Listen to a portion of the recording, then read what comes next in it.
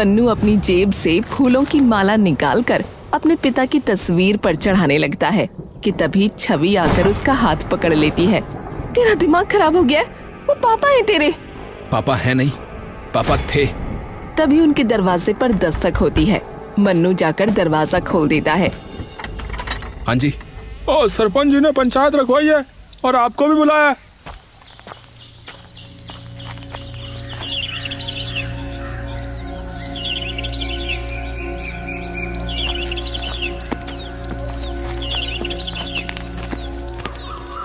सरपंच जी, हमें बाहर मत निकालिए। आप लोगों का जो भी कर्जा है वो मैं उतार दूंगा। वो तो उतारना ही होगा, और अगर नहीं उतार सकते तो अभी के अभी गांव से बाहर निकल जाओ।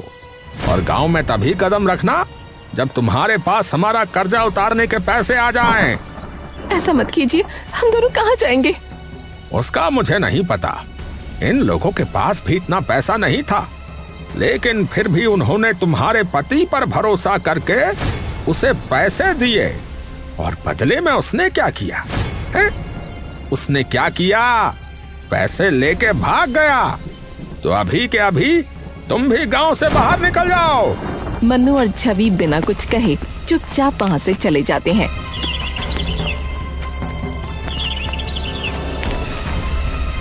और घर जाकर अपना सारा सामान बांधकर अपना घर छोड़कर निकल जाते हैं।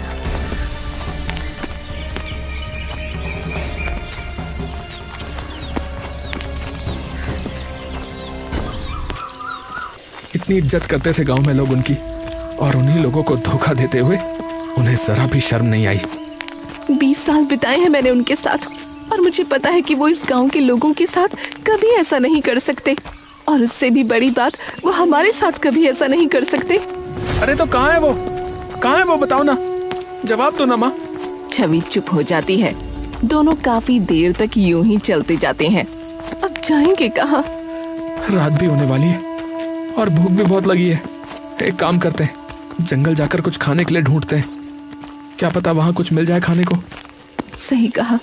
छवि और मन्नू खाने की तलाश में चलते चलते जंगल की काफी गहराई में पहुंच जाते हैं, और देखते ही देखते अब दिन भी ढलने लगता है।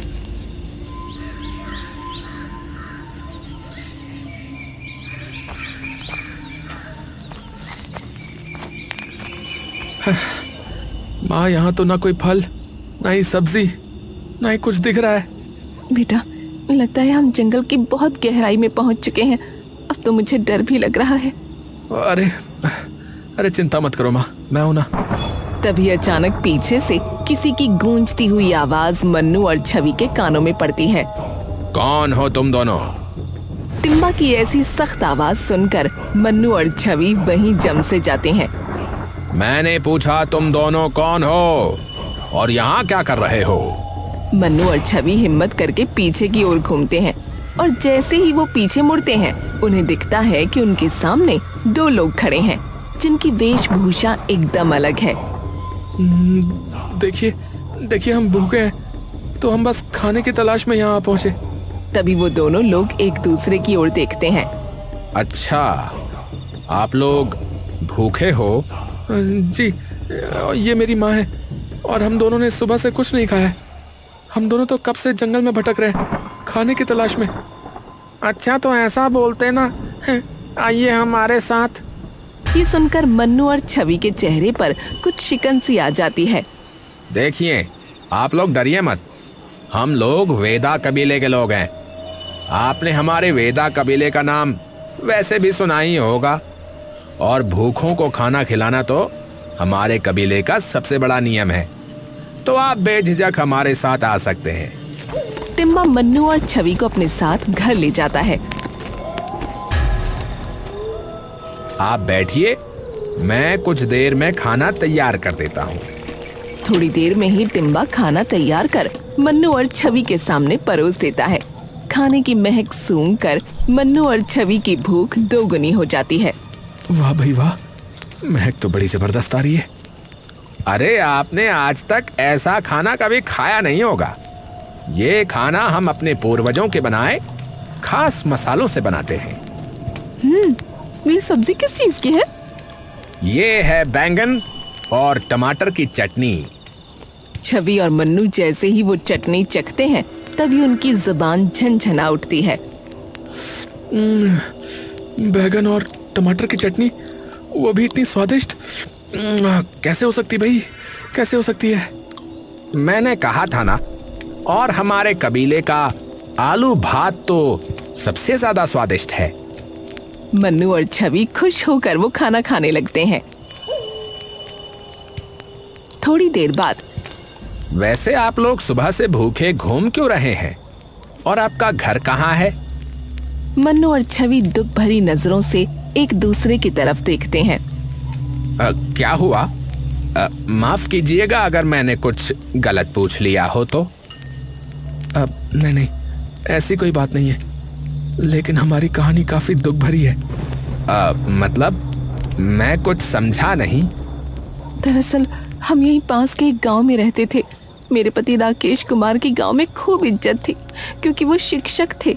लेकिन एक दिन उन्होंने सरपंची से कहकर गांव की चौपाल में एक पंचायत रखवाई, जहां वो गांव वालों के लिए एक प्रस्ताव लेकर आए थे। सरपंच जी, आप सब जानते हैं कि हमारे खेतों की सबसे बड़ी परेशानी सिंचाई है। कभी बिजली समय पर नहीं आती, और जब डीजल वाली मोटर चलाते हैं तो हर महीने तेल में हजारों रुपए लग जाते हैं। ऊपर से मोटर खराब हो जाए तो अलग खर्चा। अब बात तो तेरी ठीक है राकेश, पर अब तूने ये मुद्दा उठाया क्यों है भाई?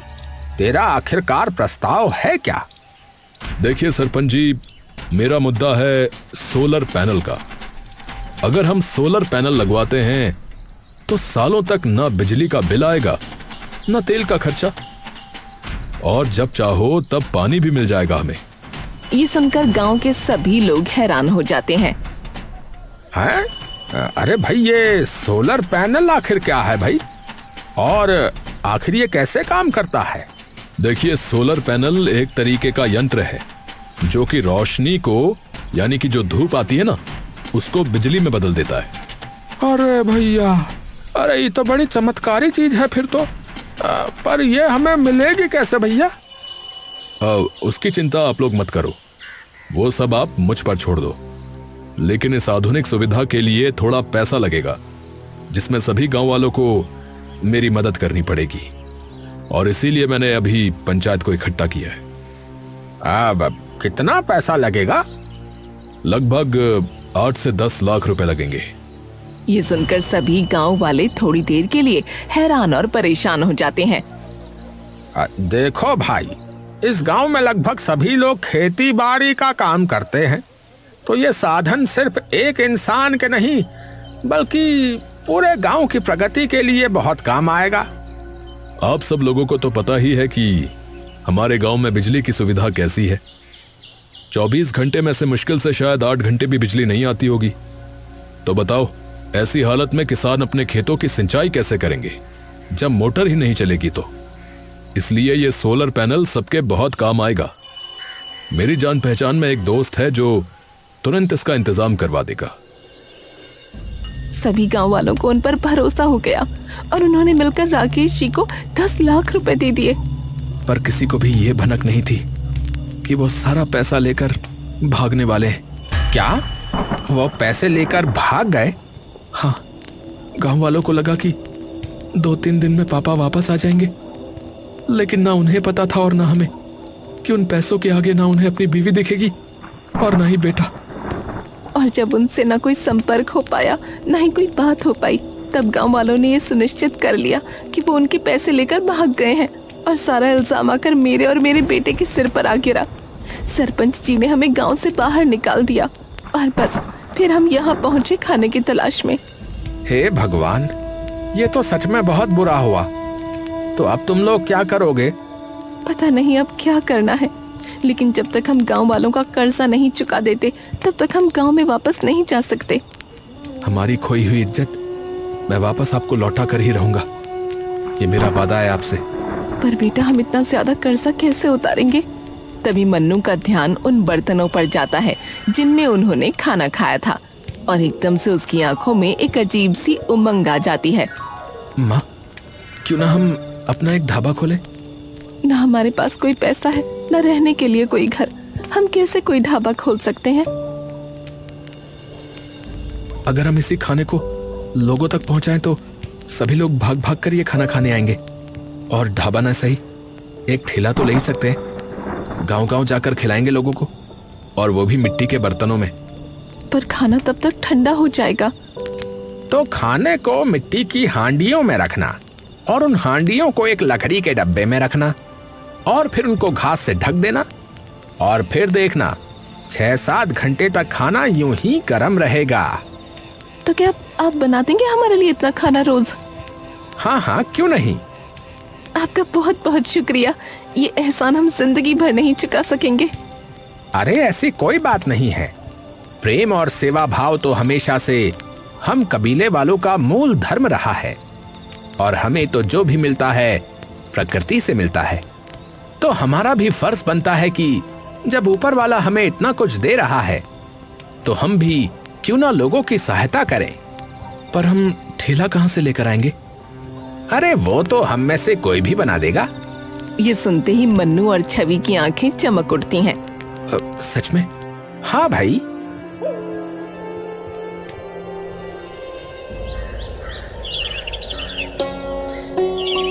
कुछ ही दिनों में टिम्बा उनके लिए ठेला बनाकर तैयार कर देता है।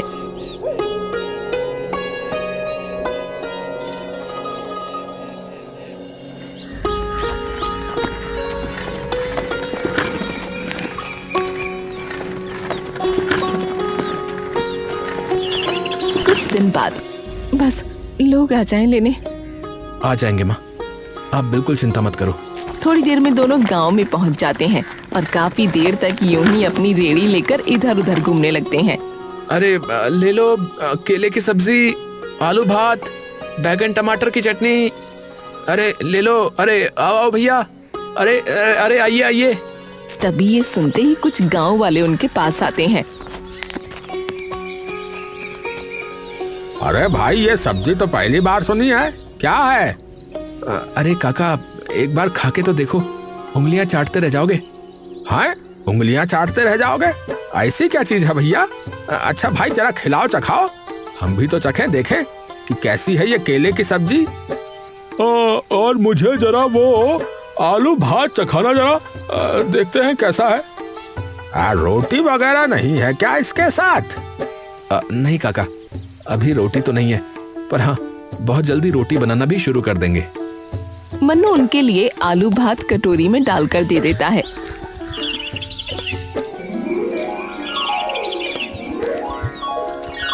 और जैसे ही वो लोग आलू भात चखते हैं तभी उनकी आंखें एकदम से बड़ी हो जाती हैं। अरे भाई क्या जादू बना दिया। ये इतनी स्वादिष्ट सब्जी तो मैंने अपनी जिंदगी में नहीं खाई।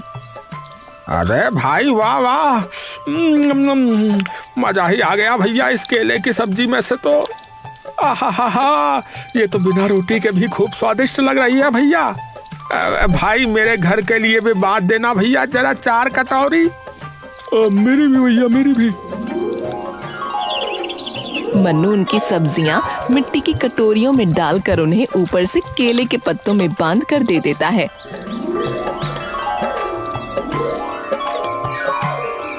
अरे वाह, तुम तो बिल्कुल सारी चीजें एकदम प्राकृतिक तरीके से देते हो। बिल्कुल काका। तो कैसा रहा पहला दिन? अब इतनी बिखरी तो नहीं हुई जितनी सोची थी, पर हाँ, आपके हाथों का बना खाना जिसने भी खाया वो उंगलियां चाटता रह गया। कोई बात नहीं बेटा, आज तो पहला दिन था ना, धीरे धीरे करके भगवान की दया से बढ़िया चल जाएगा काम।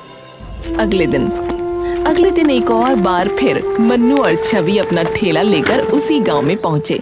लेकिन अब की बार जैसे ही लोगों ने उनका ठेला देखा तो उनके आसपास काफी सारी भीड़ जमा हो गई। अरे भाई, हम तो तुम्हारा इंतजार कर रहे थे कब से, हैं कि आओगे। और भैया, जब से तुम्हारे हाथों की बनी सब्जी खाई है मैं तो भूल ही नहीं पाया भैया उसका स्वाद। तो भाई ऐसा है कि मेरे लिए तो भैया आलू भात की पूरी हांडी कर दो भैया। हाँ। अरे बहन जी, आपके हाथों में तो जादू लगता है। मैं तो कल अपने पति पर गुस्सा हो गई कि इतनी से क्यों लाए, तो मेरी भी एक पूरी हांडी कर देना। हाँ, धन्यवाद बहन जी, पर मैंने ये नहीं बनाया, किसी और ने बनाया है। ये बेदा कबीले वालों का पुश्तैनी खाना है। अरे वाह! और देखते ही देखते यूं ही शाम होने से पहले पहले मन्नू और छवि के ठेले से सारा खाना खत्म हो जाता है।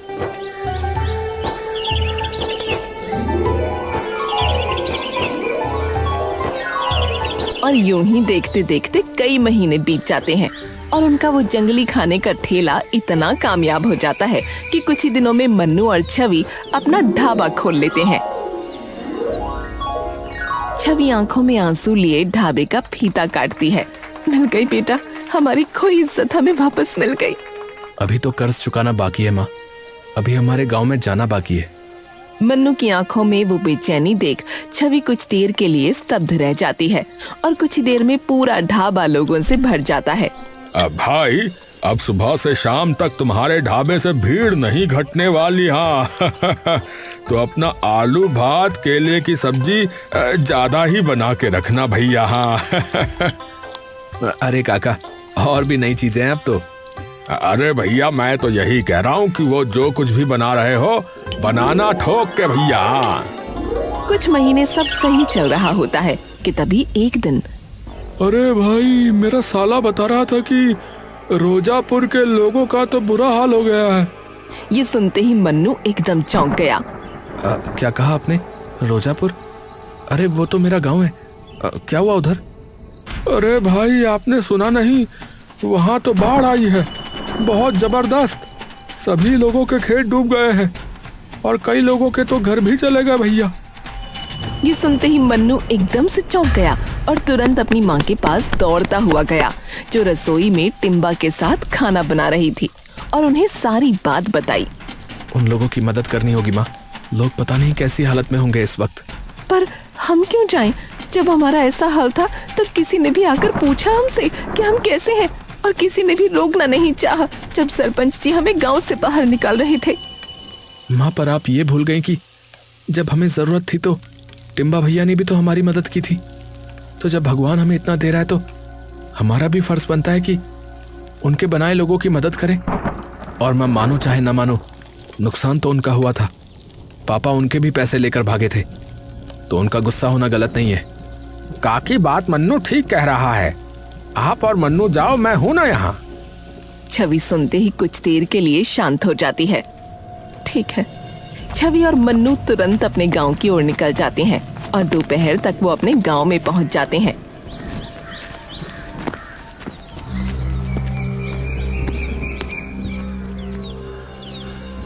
और जैसे ही वो दोनों वहां पहुंचकर अपने गांव का हाल देखते हैं तो दोनों कुछ देर के लिए एकदम स्तब्ध रह जाते हैं। गांव के चारों ओर शोक का माहौल होता है। गांव का हर खेत बाढ़ में डूब चुका होता है। सब लोग कहाँ हैं? शायद चौपाल में बैठे होंगे। मन्नू और छवि तुरंत चौपाल चले जाते हैं।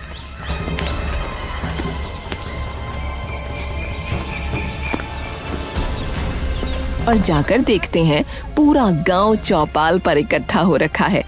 उन दोनों को देखते ही सरपंच का खून खौल उठता है। तुम दोनों क्यों आए हो यहाँ? देखिए, मैं जानता हूँ कि आप सभी लोग हम सबसे गुस्सा हैं, क्योंकि मेरे पापा ने आप सभी लोगों के साथ विश्वासघात किया है। लेकिन यकीन मानिए, उन्होंने आपके साथ नहीं, हमारे साथ भी उतना ही बड़ा विश्वासघात किया है। तो इसलिए मैं आप लोगों से हाथ जोड़कर विनती करता हूँ कि कृपया हमें आप लोगों की मदद करने दीजिए। अरे क्या मदद करोगे तुम? गांव में खाने को दाना तक नहीं बचा है। रोज ये सोचना पड़ता है कि आज के खाने का इंतजाम कैसे होगा। रोज लगता है कि आज खाना मिलेगा या नहीं। चिंता मत कीजिए, आप हमारे साथ आइए, आप सभी लोग। अरे भाई, लेकिन कहाँ?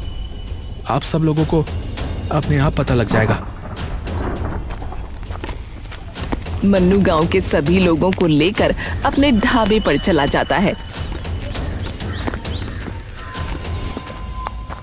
और सब लोगों को बिठाकर बिना एक पैसा लिए खाना खिलाने लगता है। गांव के सब लोग वो खाना खाते ही दंग रह जाते हैं। अरे भाई, तुम्हारे हलवाई ने खाना बहुत ही स्वादिष्ट बनाया है। मन्नू मुस्कुराकर टिम्बा की ओर देखता है। धन्यवाद आपका। आप सभी लोगों का बहुत बहुत धन्यवाद। और जब तक आप लोगों के खेतों से पानी नहीं उतर जाता तब तक आप लोगों को खाने पीने की बिल्कुल चिंता करने की जरूरत नहीं है। और जिसके पास रहने के लिए घर नहीं है वो यहाँ आकर रह सकते हैं। ये सुनते ही सरपंच चुपचाप मन्नू और छवि की ओर देखते हैं। 2 महीने बाद सारा पानी उतर जाता है और सब किसान वापस से अपने अपने खेतों में खेती करना शुरू कर देते हैं। लेकिन वहीं दूसरी ओर मन्नू और छवि का ढाबा अब बिल्कुल बंद होने की कगार पर होता है। अब तो खाने का सामान लाने के जरा भी पैसे नहीं रहे। 2 महीना लोगों को मुफ्त में खाना खिलाते खिलाते हमारे पास कुछ नहीं बचा। कोई बात नहीं माँ, हम फिर से रेडी पर आ जाएंगे और फिर से खूब सारी मेहनत करके अपना ढाबा खड़ा कर लेंगे। पर टिम्बा भैया माफ करना, हमने आपको यूं ही अपने साथ इस दुविधा में फंसा दिया। अरे मैंने क्या कहा था कि सेवा धर्म ही सबसे बड़ा धर्म है, हम वेदाओं का। तभी एक पुलिस जीप आकर रुकती है। उसमें से एक इंस्पेक्टर उतरता है और उनके पास आता है। क्या आप लोग राकेश कुमार के परिवार से हैं? छवि घबराकर सर हिला देती है। जी मेरे पापा हैं, पर क्या हुआ? इंस्पेक्टर धीरे से एक थैला मन्नू के हाथ में दे देता है। मन्नू खोलकर देखता है तो उसमें बहुत सारे पैसे होते हैं। ये क्या है? ये वो पैसे जो आपके पापा ने गांव वालों से लिए थे। क्या? मैं कुछ समझ नहीं पा रहा। वो तो पैसे लेकर भाग गए थे ना सर? नहीं, वो पैसे लेकर भागे नहीं थे। दरअसल जिस दोस्त पर उन्होंने सोलर पैनल लाने के लिए भरोसा किया था उसने राकेश जी से पूरे पैसे ले लिए और फिर गायब हो गया। और फिर राकेश जी हमारे पास आए और उन्होंने हमें सारी बात बताई। उन्होंने कहा था वो गांव वापस खाली हाथ नहीं जा सकते। तो पर हमें उस इंसान के बारे में कुछ पता नहीं लग पाया, तो उन्होंने कई जगह जाकर उस आदमी के बारे में जानकारी इकट्ठी करनी शुरू कर दी और आखिरकार हमें फोन करके उसका ठिकाना बताया। हम तुरंत वहां पहुंचने के लिए निकले, लेकिन उससे पहले ही उन लोगों को पता लग गया कि राकेश जी ने पुलिस को खबर कर दी है। इंस्पेक्टर कुछ पल के लिए रुकता है और अपनी टोपी सर से उतार लेता है। जब हम पहुंचे तब तक बहुत देर हो चुकी थी। हम उन ठगों को तो पकड़ पाए, लेकिन राकेश जी को नहीं बचा पाए। उन लोगों ने राकेश जी जैसे कई लोगों को ठगा था, तो उन्हीं की वजह से आज न जाने कितने लोगों को उनके हक के पैसे मिले हैं। राकेश जी भागे नहीं थे, वो लड़ रहे थे। ये सुनते ही मन्नू और छवि वहीं बिखर जाते हैं और फूट फूट कर रोने लगते हैं। अरे अरे संभालो संभालो आप दोनों खुद को। वो भी ऊपर खुश नहीं होंगे आपको ऐसी हालत में देखकर। मैं उनका बेटा कहलाने के लायक नहीं हूं। न जाने क्या क्या भला बुरा बोल दिया अपने ही पिता के बारे में। आप सही थी माँ। तभी टिम्बा उन दोनों को संभालने लगता है। सबसे पहले तो आपको उनकी इज्जत और उनका सम्मान वापस दिलाना होगा उन्हें, ये सच सभी गांव वालों को बता करके। इंस्पेक्टर साहब, क्या आप खुद उन्हें ये बात बता देंगे? जी बिल्कुल। वो सब लोग गांव जाते हैं और उन्हें सारी बात बता देते हैं, जिसे सुनकर सारे गांव वाले भावुक हो जाते हैं। अरे एक बेटा है जिसने हमें बिना कुछ कहे 2 महीने तक खाना खिलाया, इतने लोगों को रहने के लिए छत दी, और एक बाप था जिसने हमारे पैसों के लिए अपनी जान दे दी। और हमने क्या किया? इन पे शक, इन्हें गांव से बाहर निकाल दिया। अरे माफ कर देना मन्नू बेटा, हमें माफ कर देना। मन्नू वो पैसे सरपंच जी को दे देता है। ये आप सभी के पैसे। ये अब तेरे हैं बेटा, इससे तू अपना ढाबा खोल नया। मन्नू चौंक कर उन सभी लोगों को देखता है और छवि चुपचाप ऊपर आसमान की ओर देखने लगती है। हमें बचाने के लिए शुक्रिया, और मुझे अकेला छोड़ जाने के लिए मैं जिंदगी भर माफ नहीं करूंगी। आप चाहे मुझे ऊपर आने के बाद कितना ही मनाने की कोशिश करो। कुछ ही दिनों में मन्नू अपना ढाबा अपने गांव में फिर से खड़ा कर देता है। पर अब की बार ढाबे का नाम होता है राकेश ढाबा।